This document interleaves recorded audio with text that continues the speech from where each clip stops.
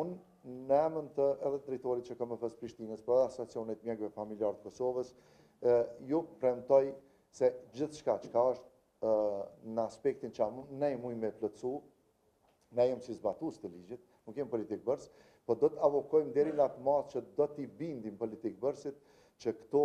procese të shtymë për para me qëllim që atë që e thamë. E përmena disa erën edhe në trajnim që e kom njës pak si iniciativë se djali jemi cili pritet shumë shpejt më bës stomatolog, fatkeqësisht përdor vepin. Edhe vepi është,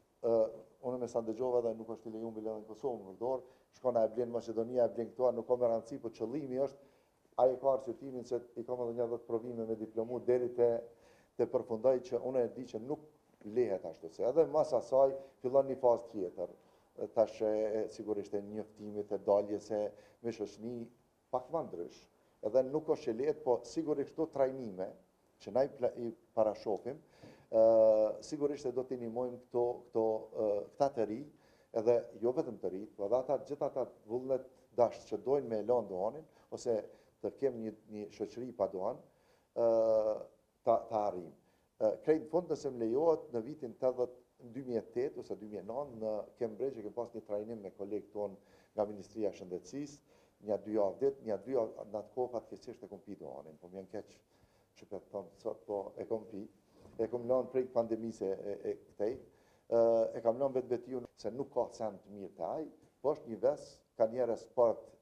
i tërheqshëm për shkak të adoleshencës, po ma vonë bëhet një sport i rrezikshëm. Kur flasim për pasojat dhe për dimenzionin e dohanpirës, mjafton shkurt, me që ka dhe media, veç mi thonë disa elemente dhe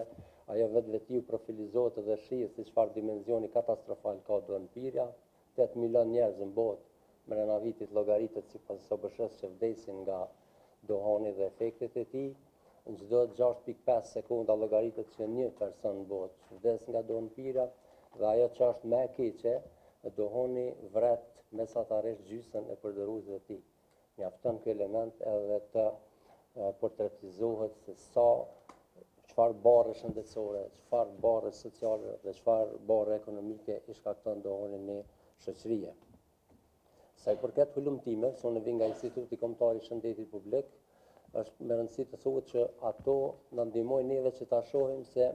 çfarë kemi bërë ndër vite dhe sa kanë qenë efektive masat apo instrumentet që shteti ynë, shoqëria jonë ka përdorur për uljen e përdorimit të dohanit. Nga viti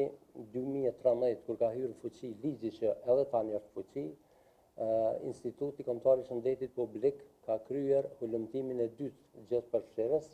sa i përket dohanpirjes të fëmijët shkollor, dhe ne në atë hulumtim që është kryer në vitin 2016, kur e kemi krahasuar me të njëjtin që është kryer në vitin 2004, kemi gjetur që ka pasur një ulje të ndjeshme. Mirë po, ndërkohë e dini që ligji për kontrollin e dohanit nuk e ka pas respektimin në të vitit siç e ka pasur le të themi në fillim të tij, kështu që si vjet instituti vetë se ka përfunduar edhe një hulumtim të tretë, GYTS 3, dhe ky do të jetë një instrument shumë i mirë që neve tash të na jap të dhëna të reja dhe ta kuptojmë se në çfarë momenti aktualisht jemi sa i përket dohanpirjes në mesin e trive. Po i përmend një trit për shkak se gjitha nismat që merren rreth dohanpirjes target e kanë rinin.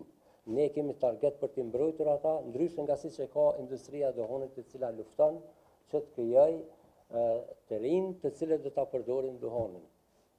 Sa i përket produkteve të reja, të cilat e kanë vërshu tregun dhe realisht pas pandemisë Covid-19 ne kemi një pandemi globale të dohanpirjes,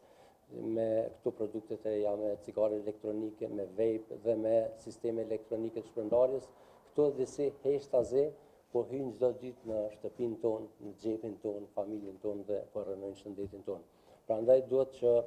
si aleancë, si shoqëri, punojmë së bashku, përdorim çdo mundësi, çdo platformë që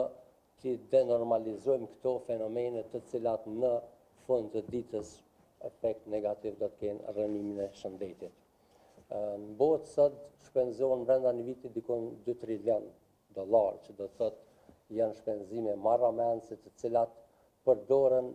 për të sanuar dëmet e cilat i shkakton dohanpirja. Veç ta imagjinojmë se si do të ishte shëndeti i popullatave në botë sikur këto mjete të përdoreshin për inovacion në shëndetësi, edhe për gjëra tjera, mjekem apo parandalim të smundjeve ndryshme. Me që jemi në një moment të rëndësishëm dhe kur po ballafaqohemi me një maskim apo me një le të themi një fushat agresive të industrisë dohanit që të rekrutoj sa më shumë të ri dhe t'i fusë ata në kurtin e përdorimit të këtyre produkteve të reja, është me rëndësi që ne si aleancë punojmë, ta shfrytëzojmë momentumin aktual dhe të insistojmë për dy gjëra që janë shumë të rëndësishme në këtë moment. E para, që të zbatohet ligji i cili është fuqi, që është një ligj shumë i mirë dhe i cili ka sjellë rezultate megjithatë, dhe të insistojmë që kushdo që nesër do të jetë në qeverinë e vendit tonë, t'i përfshi produktet e reja në ligjin e ri dhe t'i adresoj ato në mënyrën më të duhur, duke bërë ndalesa aty ku duhet, siç janë mëshirët aromatike që janë një tranzicion drejt produkteve tjera shkatërruese dhe drejt nikotinës, edhe t'i fuqizojmë nisma të cilat kanë për qëllim mbrojtjen e shëndetit publik, respektivisht të rinjve, por me theks veçantë edhe në disa kategori siç janë shtatzënat dhe të gjitha shtresat tjera të popullatës. Në qenë se ne jemi dëshmitar të trajtimit numrit madh pacientëve të cilët kanë këto sëmundje malinje, e cilat disa nga ato kriput lidhen me duan, ne si shoqëri do të bëjmë shumë më tepër, duke filluar nga, siç e përmendëm, nga fëmijët deri te moshat e vjetra, që të kemi një shoqëri të shëndetshme dhe shoqëri pa duan. Sa do të realizojmë ajo varet. Fakti që ne nga viti në vit kemi numër më të lartë pacientëve me kancer dhe numër diç më të lartë në rritje të personave të ri, në qenë se sëmundjet malinje janë sëmundje të mosha mbi 50-60 vjeç, tregon që duhani lufta ndaj duhanit duhet të jetë më adekuate, më mirë, në mënyrë që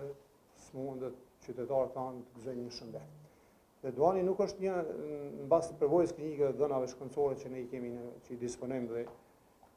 me cilat ne edhe trajtojmë pacientantët, ne kemi rreth mbi 200-230 pacientë çdo vit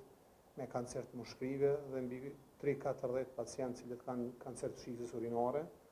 Kjo është një gjendje e cila Kosovën ka sot Kosova përballet me to dhe në të ardhmen do të jetë një gjendje edhe ma problematike. Ajo që duhet bëhet më tepër në edukim të vazhdueshëm është një gjë e dëmshme, e vërtetuar shkencëtarisht, e të cilat duhet në mas të madhe të prevenohet. Pra ju thash disa dhëna, disa statistika me cilët ne disponojmë në klinikë dhe të cilët ne përballemi çdo ditë dhe kjo pastaj ka implikime shumë të mëdha edhe në trajtimin e këtyre pacientëve, pasi që edhe ne si shoqëri edhe si shtet, meqenëse se kemi edhe resurse jo më të mira të mundshme për mbulimin e gjitha këtyre rasteve të cilët kanë këto sëmundje, atëherë mënyra më e mirë e trajtimit tyre është prevenca ose largimi jeta pa duhan. Pasi që benefitet e duhanit,